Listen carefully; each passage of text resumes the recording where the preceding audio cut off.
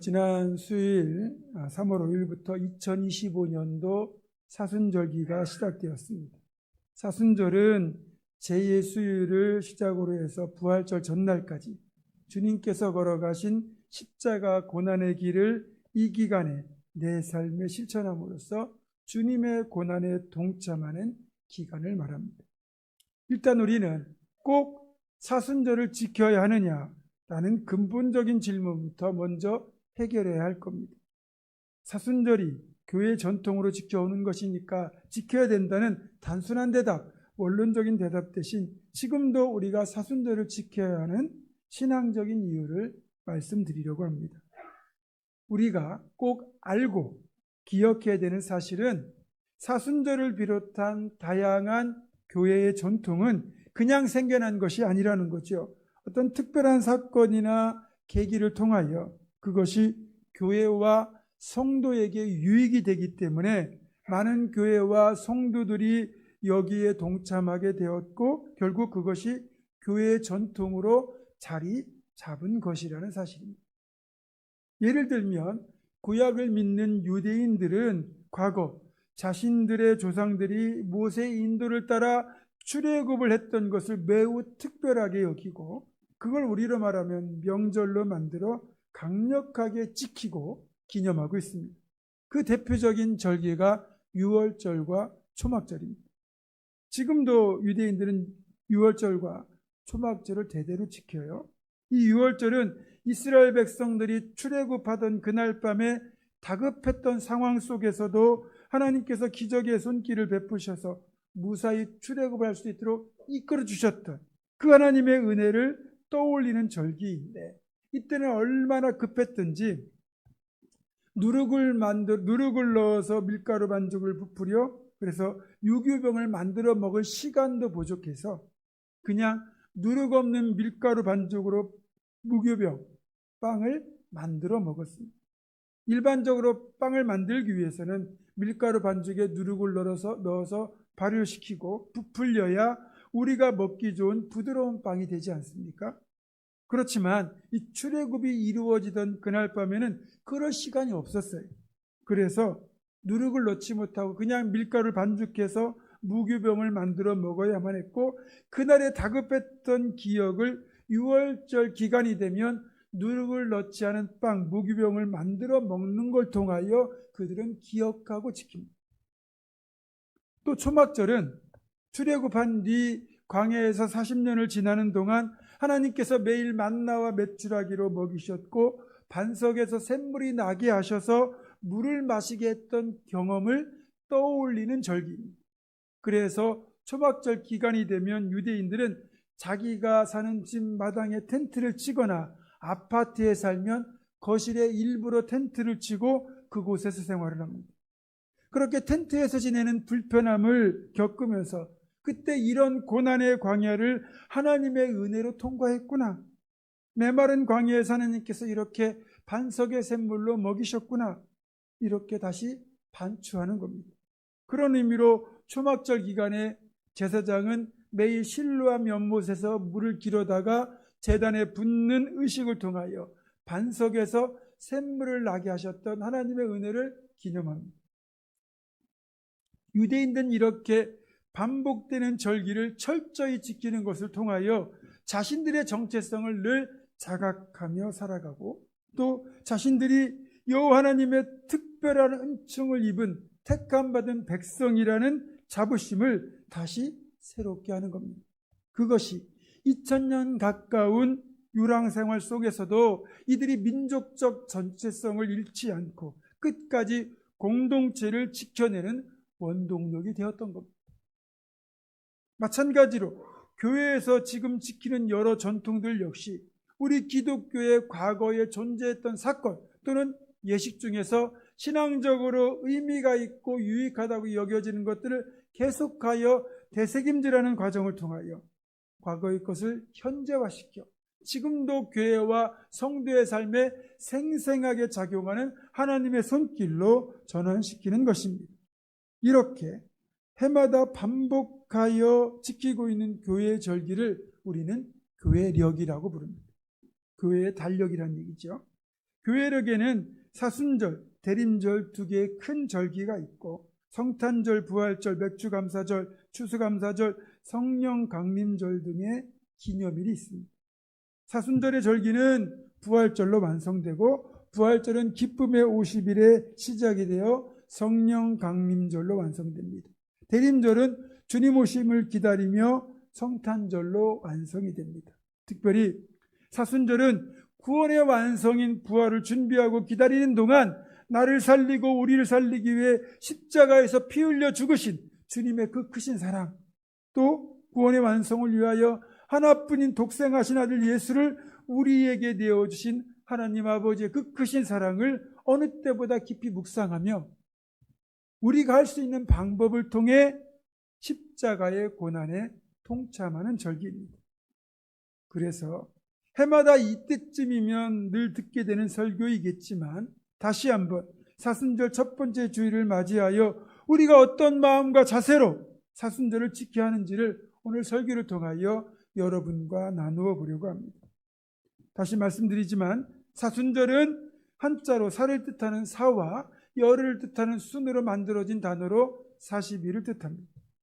사순절 기간에 들어있는 6번의 주일은 고난을 묵상하는 기간이긴 하지만 그럼에도 부활을 뜻하는 작은 부활절이라 부르고 40일 기간에서 그래서 제외를 합니다. 그렇게 6일을 제외하고 계산하면 사순절의 첫날이 수요일이 되고 사순절을 시작하는 이 수요일을 머리에 재를 뒤집어 쓰고 참회를 시작한다는 의미로 제의 수요일, 참회의 수요일이라고 부르는 겁니다.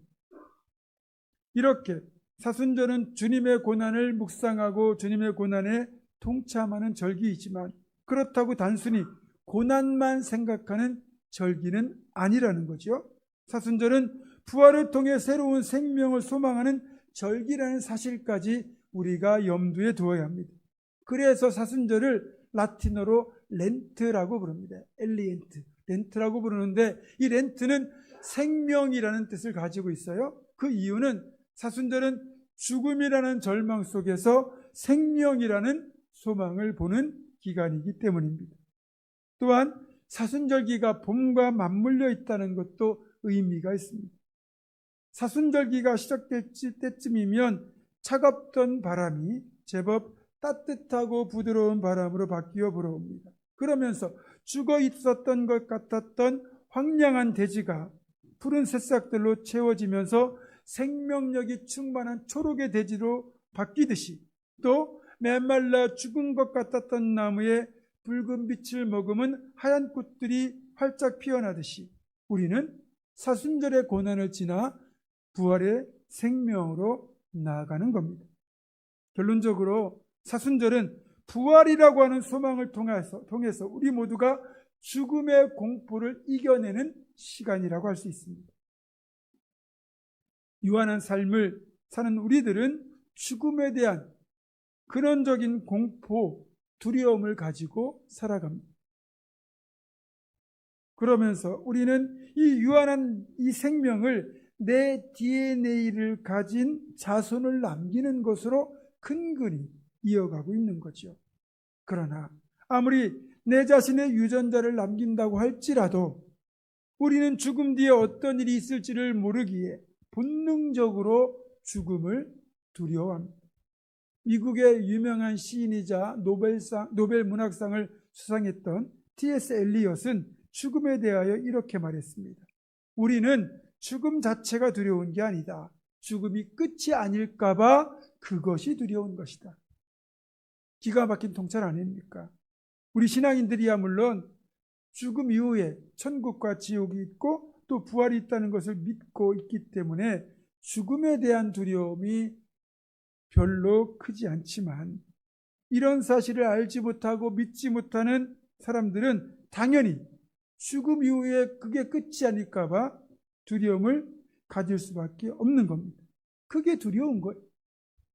그래서 하나님을 알지 못하고 믿지 않는 사람들이 자기들 나름대로 죽음에 대한 두려움을 극복하기 위하여 만들어낸 여러 가지 주장들, 종교로 말하면 교리들이 있는데 그 중에 하나가 다른 종교에서 발견하게 되는 환생이라는 겁니다.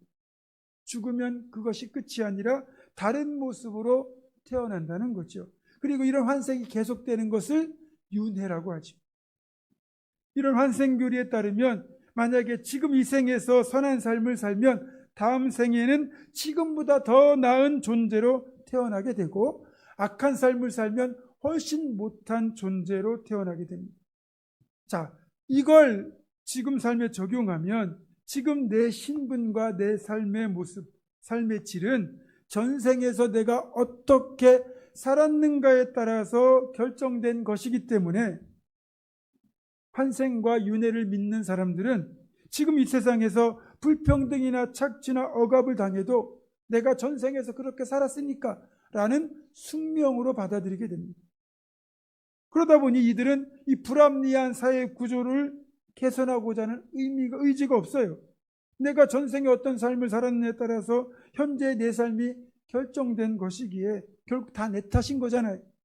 그러니까 남 탓을 할 이유가 없다는 거죠. 그리고 이들은 지금이라도 공덕을 많이 쌓으면 다음 생에는 부자나 귀족으로 태어날 수 있다는 신락 같은 희망이 있기 때문에 윤회를 믿는 종교인 힌두교나 불교를 믿는 나라들 대부분이 여전히 가난과 차별이 심한 겁니다. 그러나 분명히 말씀드리지만 환생이나 윤회론, 이것은 성경의 진리와는 완전히 어긋나는 잘못된 주장이라는 겁니다. 성경은 창조 이후 종말을 향하여 직선적으로 달려가는 역사관을 가지고 있습니다. 그러니까 태어나면 그 즉시 죽음을 향하여 달려간다는 거죠. 성경은 윤회론이 아닌 딱 한 번뿐인 인생임을 분명히 증거하고 있습니다. 히브리서 9장 27절입니다. 한 번 죽는 것은 사람에게 정해진 것이요 그 후에는 심판이 있으리니. 우리가 미인을 아내로 얻거나 기대하지 않았는데 좋은 일로 대박이 나면 축하하면서 우스갯소리로 이런 말 종종 하죠. 전생에 나라를 구했는가 보다. 여러분, 전생이 있을까요? 전생은 결코 없습니다. 여러분, 어떤 분이 그렇게 좋은 일이 있거나 또 미인을 아내나 남편으로 얻으면 그분이 복이 많은 거예요. 하나님의 은총이 그분에게 있기 때문에 그런 일이 있는 겁니다. 또 그런 질문 하잖아요. 다음 생에 태어나도 지금의 남편, 지금의 아내와 결혼하시겠습니까? 라는 질문 앞에서 머뭇거리는 분들이 계시더라고요.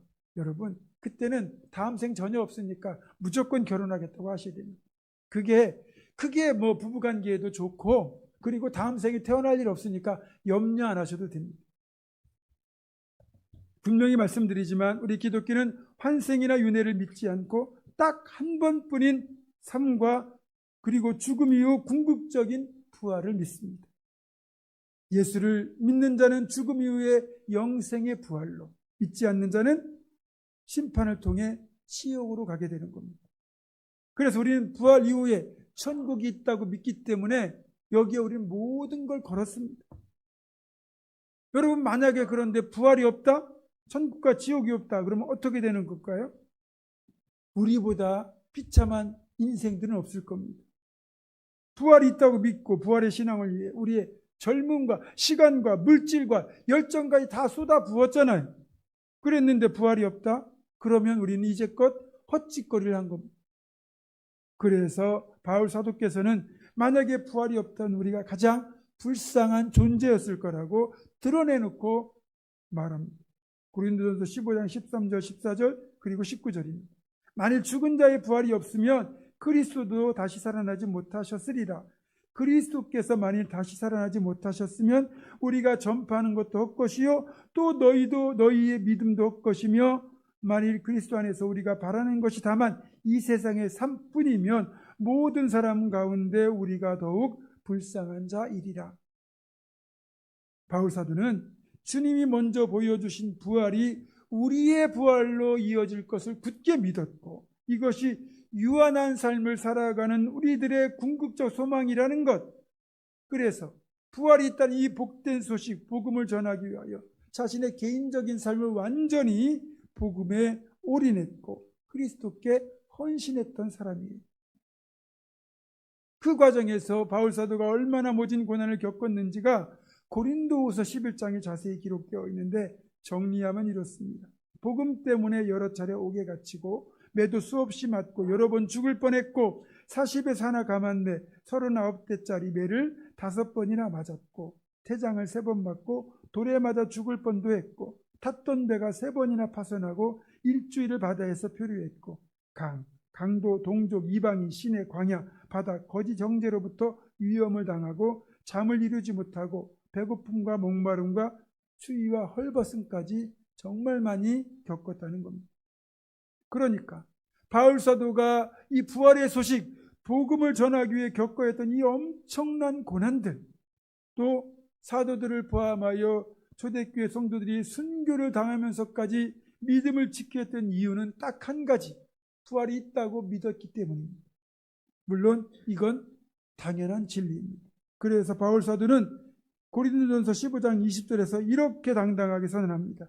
그러나 이제 그리스도께서 죽은 자 가운데서 다시 살아나사 잠자는 자들의 첫 열매가 되셨도다. 아멘. 물론 이런 부활의 소망과 열매가 그냥 주어진 건 아니죠. 이 부활의 소망이 우리에게 주어지기까지는 독생하신 아들 예수를 우리에게 내어주시고 우리를 살리겠다는 아버지 하나님의 고뇌에 찬 결단, 그리고 그 하나님의 결단에 전적으로 순종하여 십자가를 지신 예수 그리스도의 십자가 죽으심, 즉 신학적 표현으로 말하면 대속이 먼저 이루어져야만 했다는 겁니다. 제가 전에도 한번 설명을 드린 적이 있는데 고대 사회에서는 죄인이 석방되거나 노예가 자유를 얻기 위해서는 그에 상응하는 대가, 보상을 해야만 합니다. 그래서 누군가 자신을 위해 대가를 지불해주고 자유를 얻게 해주는 것을 대속이라고 하는 건데요. 만약에 죽을 죄를 지었기 때문에 죽어야 하는 사람을 살리려면 누군가가 대신 죽어야만 합니다. 이때 대신 죽어주는 사람이 있다면 그 사람의 죽음을 바로 대속의 죽음이라고 하죠. 우리 주님께서 이 땅에 오신 이유가 사실은 그 대속의 죽음을 우리를 위하여 죽어주시기 위하여 오셨다는 거예요. 마태복음 20장 28절입니다. 인자가 온 것은 섬김을 받으려 함이 아니라 도리어 섬기려 하고 자기 목숨을 많은 사람의 대속물로 주려 함이니라. 똑같은 말씀이 마가복음 10장 45절에도 기록되어 있습니다. 인자가 온 것은 섬김을 받으려 하는 것이 아니라 도리어 섬기려 하고 자기 목숨을 우리를 위하여 대속물로, 죽음의 대속 제물로 주기 위하여 오셨다는 거예요. 그러나 먼저 이런 대속의 죽음이 있기 전에도 피조물인 우리 인간을 살리기 위하여 자신의 아들을 내어주셔야 되는 고통스러운 하나님 아버지의 결정이 먼저 있어야 됩니다. 로마서 8장 32절은 이렇게 말씀합니다. 자기 아들을 아끼지 아니하시고 모든 사람을 위하여 내주신 이가 어찌 그 아들과 함께 모든 것을 우리에게 주시지 않겠느냐. 하나님께서 아들 예수를 아끼지 않고 우리에게 내어주셨다고 말씀하지만 자칫 우리는 이 말씀에서 하나님의 고뇌에 찬 결단을 간과할 가능성이 있습니다. 아끼지 않은 게 아니에요. 정말 아들 예수를 너무너무 아끼시지만 그럼에도 우리를 살리기 위하여 아들을 내어주시는 어쩔 수 없는 선택과 결단을 하나님은 하셨던 겁니다. 그런 하나님의 결단에 순종하셔서 하늘 보좌 영광의 자리를 포기하시고 사람의 모습으로 예수님이 이 땅에 오신 것이 성탄, 즉 성육신인 거죠. 그리고 성육신 이후에 최종적으로 대속을 위하여 십자가에 달리사 피 한 방울, 물 한 방울까지 다 쏟아내시고 죽으심으로 우리에게 부활과 함께 새로운 생명이 부여된 것입니다. 그래서 하나님의 고뇌에 찬 선택의 결단과 주님의 순종으로 이 놀라운 구원이 우리에게 이루어졌습니다. 주님이 이 땅에 오신 이유도 우리를 향한 사랑이고 그분이 십자가에 죽으신 이유도 사랑이고 그리고 주님을 부활로 이끄신 하나님 아버지의 선택도 우리를 향한 그분의 사랑이셨습니다. 그래서 바울 사도는 분명히 선언합니다. 이제는 그 부활하신 주님과 우리 사이의 사랑을 그 어느 것도 끊을 수 없다고 말입니다. 로마서 8장 35절입니다. 누가 우리를 그리스도의 사랑에서 끊으리요? 환난이나 곤고나 박해나 기근이나 적신이나 위험이나 칼이랴. 그 어떤 것도 우리를 자신을 내어주신 우리 하나님 아버지와 또 자신의 모든 것을 바쳐 우리를 살리신 그 주님과의 사랑, 그 사이를 어떤 것도 끊을 수 없고 막을 수도 없습니다. 우리가 혹 흔들리고 넘어진다 할지라도 전능하신 주님, 우리를 지극히 사랑하신 우리 주님이 우리를 포기하지 않고 붙잡아 주시고 일으켜 주시고 구원에 이르는 그날까지 우리와 동행하실 것입니다. 지난 수요일부터 시작된 2025년도 사순절은 이렇게 우리를 향하신 하나님 아버지의 크신 사랑과 예수 그리스도의 순종, 그리고 주님이 당하신 십자가 고난을 깊이 묵상하는 기간입니다.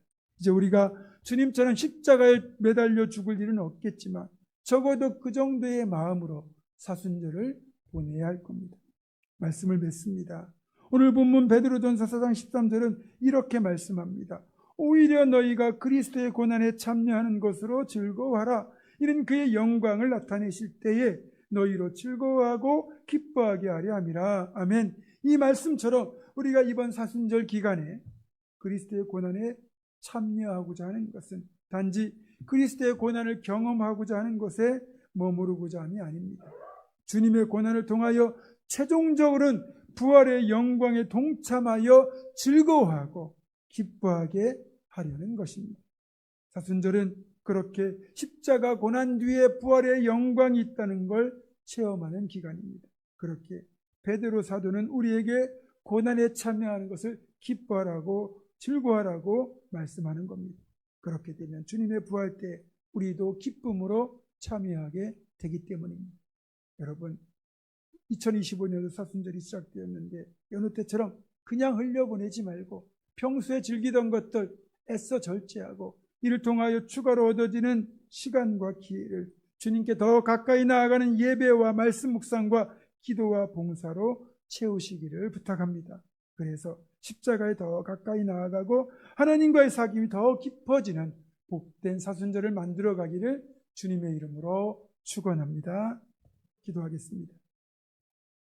우리를 살리기 위하여 아들을 내어주신 아버지 하나님의 크신 사랑, 아버지의 결단에 순종하여 성육신하시고 끝내 십자가를 지신 예수님의 그 놀라운 사랑, 이 사순절을 시작하며 하나님의 사랑과 주님의 십자가 고난을 깊이 묵상하며 주님의 고난에 동참하겠다는 거룩한 결단과 실천이 우리 모두에게 있게 하여 주시옵소서. 우주 예수 그리스도의 이름으로 기도드립니다. 아멘.